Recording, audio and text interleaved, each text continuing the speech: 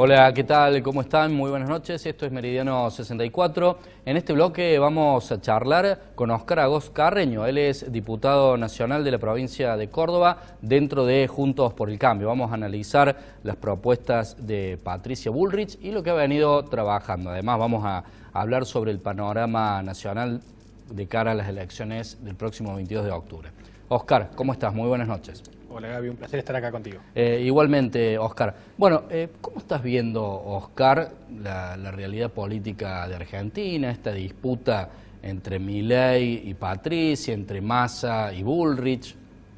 Bueno, creo que todos vamos a coincidir que la palabra que más define lo que está pasando es incertidumbre. Creo que hay mucha incertidumbre, no solo en la política, digo, en la economía, en la sociedad. Es un momento de incertidumbre, de vértigo, de que nadie sabe qué va a pasar o qué es lo que sigue, y creo que eso lo viene aprovechando bien Milei, o lo aprovechó bien Milei, y bueno, estamos nosotros corriendo de atrás si se quiere, pero con mucha fuerza para intentar hacer ver a la gente de que el voto más útil, más racional, más inteligente para realmente acabar con el kirchnerismo es el de Juntos por el Cambio. Hablando del voto inteligente para acabar con el kirchnerismo, ¿qué pensás que va a pasar con los votos de Juan Schiaretti en Córdoba, que fue su bastión electoral para pasar las PASO, lógicamente, y con su lista de diputados ahora en octubre, que la gente ya vio cómo fue en la especie de encuesta que resultó ser la primaria?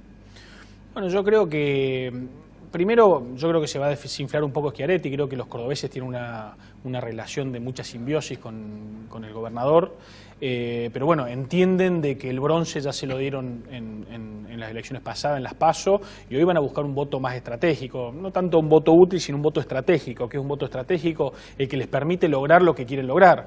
Por eso creo que parte de lo, digamos, y encima es raro el cordobés votando, o es muy particular, y yo creo que se va a distribuir entre los 3/3 más competitivos, y bueno, nosotros haremos fuerza para recuperar aquello que en Córdoba tantas veces hemos logrado, que es una muy buena elección y salir primeros.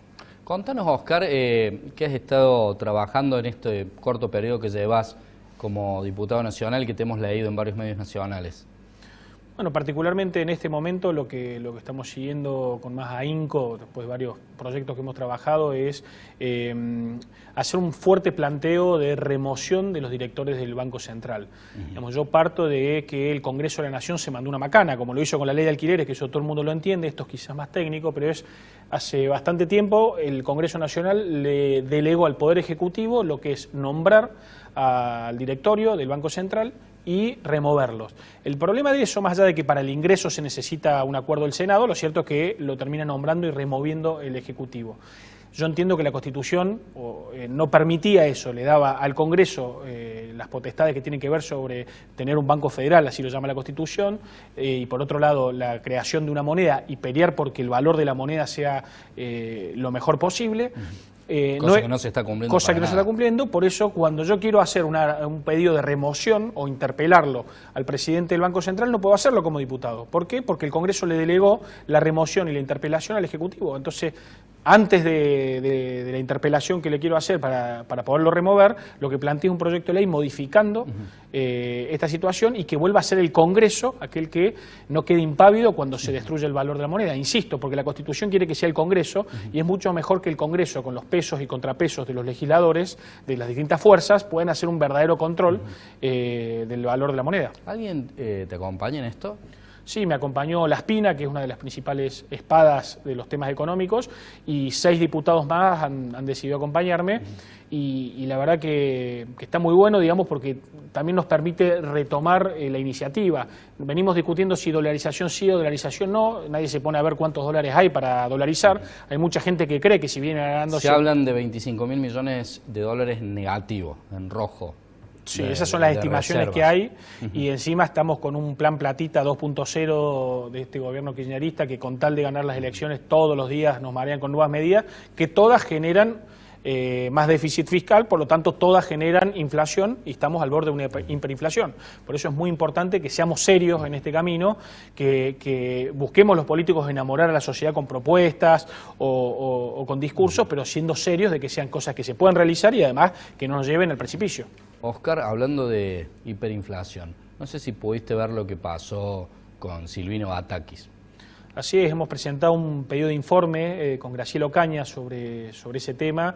Bueno, digamos, creo que la sociedad y a todos nos genera asco, porque no hay otra palabra, o una enorme preocupación, porque el Banco Nación, que debería ser el banco que esté más cerca de la gente, hoy debería estar prestando plata a aquel que quiera agrandar un emprendimiento, a aquel que la sequía lo afectó, y vemos que la guita se la gastan en numerólogas o en un sueldo de 9 millones de pesos para una gerenta general, que además gente que la conoce me dice que no está preparada para semejante cargo, para ser gerenta general de la banca pública argentina. Por lo tanto, hemos pedido un fuerte pedido de informes para que nos dé bastante información. Por otro lado, la diputada Karina Banfi ha hecho, por otro lado, un pedido de información también al Ministerio de Economía a través de la Ley de Acceso a la Información Pública, porque necesitamos saber qué es lo que han hecho, ese desfalco, que es una joda que no se puede permitir en Argentina. ¿Vos me podés explicar, Oscar, para qué necesita una numeróloga el Banco Nación?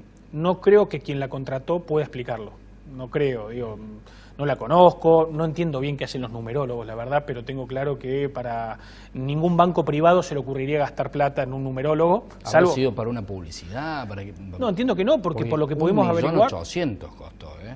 Costó, pero no es solo que costó en un solo pago, sino que cuesta un contrato mensual, o sea, el monto termina siendo 1.800.000, pero quiere decir que está prestando algún servicio. Entonces, bueno, un poco lo que quisimos averiguar desde el Congreso Nacional. De todas formas, creo que la sociedad estas cosas le genera, y el fenómeno Milei se explica muchas veces por estas situaciones que la política deja trascender.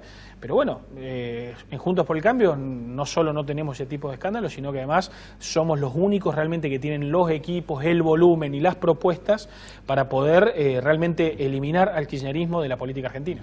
Ha arrancado a trabajar bastante la Cámara de Diputados. ¿Qué se viene en la agenda que le puede interesar al cordobés que vos le puedas contar?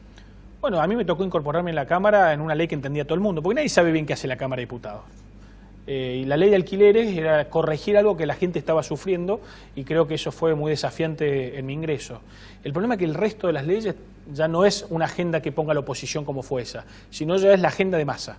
Y Massa, que es un poco ministro, un poco presidente de esa Cámara, porque medio que la sigue manejando, y un poco ministro, bueno, está mareando a todos con muchas medidas que son muy vendibles y que son delicadas, porque todas generan mayor déficit. La que hemos visto, la última sesión que tuvimos fue el tema de ganancias, que por supuesto es hermoso que nadie pague ganancias. El problema es que no se ideó un mecanismo para generar, por otro lado, los ingresos, y se desfinancian terriblemente los municipios y las provincias. Lo que se viene, están hablando la semana que viene... ¿Será por eso que el bloque del gobernador Schiaretti, excepto la hija de la Sota, votaron en contra? Sí, por supuesto, ellos claramente se han mantenido de esa forma, nosotros nos hemos mantenido de la misma forma, porque entendemos que está bien que discutamos y quitemos las ganancias de la cuarta categoría. El problema es que no podemos hacerlo irresponsablemente, es decir, realmente tenemos que sentarnos a debatir y rever el resto de la plataforma de impuestos y de ingresos que tiene el Estado Nacional para generar un equivalente. Hoy están viendo en el Senado, porque cuando fueron al Senado los gobernadores le dijeron, no, pará, vamos por acá, y están viendo si el impuesto al cheque, si otros lados permiten compensar ese número, aunque sea en lo que llegan las provincias. Bueno, genera una discusión que espero que sea más saludable que lo que fue en diputados. Pero me preocupa, por ejemplo, lo que se viene la semana que viene. Hablan de, hoy estuvieron trabajando la Comisión de Derecho del Trabajo, lo que es reducir la jornada laboral de los empleados, diciendo que en el mundo se está discutiendo esto. El problema es que el mundo no tiene la inflación que tiene la Argentina, ni el grado de pobreza que tiene la Argentina. Entonces veo que la agenda está buena, porque son temas marketineros. ¿A quién no le gusta a quién no le gustaría laburar un día menos por semana? Creo que todos nos vamos a poner de acuerdo que estaría bueno. El problema es que la Argentina no está en un momento donde lo que estaría bueno es lo que podemos hacer. Hoy la Argentina necesita producir más, y por supuesto que hay que discutir, como en el mundo se discute la jornada laboral. El problema que tenemos es que si lo hacemos irresponsablemente, generar más déficit, porque ¿quién va a pagar eso que no se va a generar un día a la semana con la fuerza laboral que tiene Argentina? ¿No existe la posibilidad de que, por ejemplo, el empleado mantenga el nivel de productividad en menor cantidad de horas? Bueno, no son los proyectos que se están discutiendo. Los proyectos que se están discutiendo son demagogia pura. Es simplemente reducir. Saquemos una ley donde digamos que a partir de ahora... Chile, por ejemplo, a cada año va a reducir 1 hora la jornada laboral hasta llegar a las 40 en 2025 o en 2026. Claro, pero ellos tienen un plan piloto muy bien calibrado, y que lo han discutido con mucha racionalidad, y lo van corrigiendo, digamos, sobre la marcha. Acá es de un día para el otro borrar de un plumazo que ya no se trabaje en tantas horas, sino que se trabaje en muchos menos. Y eso es obligar en realidad a los empleadores a pagar horas extras si quieren producir lo mismo, o rever producir más. El problema es que para eso hay que hacer un plan serio, no en el texto de la ley. Esto pareció la ley de alquileres. Queremos poner en un texto de una ley que el deseo sería que esto pase. Está bien, pero el mercado acomoda las cosas de otra forma. ¿Qué pensás, Oscar? Porque la línea de la pobreza de Córdoba del mes de agosto, todavía no tenemos los datos de septiembre, estuvo en los 301.000 pesos. Y los salarios son enormemente menores que 301.000 pesos. ¿Qué se puede hacer y cuánto tiempo se llevaría para poder darle algo de dignidad al asalariado? Bueno, primero lo que es preocupante de Córdoba, que es una provincia que se reputa productiva y de las más pujantes del país, que tengan dos indicadores tan alarmantes como son la terrible inseguridad que vive todos los días, hoy el campo y la ciudad es terriblemente alarmante, y lo que es la deuda social o la deuda de la pobreza. Digamos, son dos temas que el peronismo en 24 años no pudo resolver. Y se puede decir que es todo culpa de la descomposición que genera la nación, pero la realidad es que tenemos peores números que el conurbano bonaerense, que Formosa, entonces quiere decir pero no que hay un será desmanejo. A ver, permitime dudar de los datos de Formosa, Oscar. ¿No será que hay algo que está trampeado allí en esos números? Porque ¿cómo puede ser que Formosa tenga una tasa menor de desempleo que la provincia de Córdoba o una tasa menor de pobreza? Pero no veamos ni los datos de Córdoba ni los datos de Formosa. Veamos los datos del INDEC que dice de Formosa, de Córdoba o del conurbano bonaerense.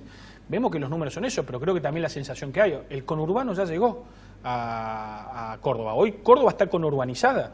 Hoy estamos viendo que uno va a Las Varillas, La Bulalle, Marcos Juárez, no consigue fuerza laboral para el campo, para la industria, para donde fabrican tractores, piezas, no se consigue gente que quiere trabajar, y porque están a los costados de las grandes ciudades buscando planes. Y eso tiene que ver con un manejo político de la estructuración de Gran Córdoba, por Gran Córdoba, Gran Río Cuarto, la zona de San Francisco, Villa María, se ha conurbanizado y lo estamos viendo en la cantidad de escandalosos situaciones de inseguridad que estamos viendo. Estos son propios de delitos que estamos acostumbrados a ver en los programas porteños, bonaerenses, en La Matanza. Estamos viendo las cosas que están pasando, violencia sindical con un muerto que nadie está poniendo sobre la mesa una y otra vez de que se den las explicaciones por los contratos que tenían con el gobierno municipal. Y a eso podemos sumar que todos los días hay crónicas de terribles situaciones donde terminan habiendo muertos, donde terminan habiendo situaciones muy complejas. Lo de Lucy ni hablar. Seguro. Un escándalo judicial que se suma a la inseguridad. Oscar, te agradecemos por haber formado parte de nuestro espacio y te dejamos las puertas abiertas para charlar más adelante de nuevo. Muchas gracias, Gaby. Hacemos una breve pausa, ya volvemos.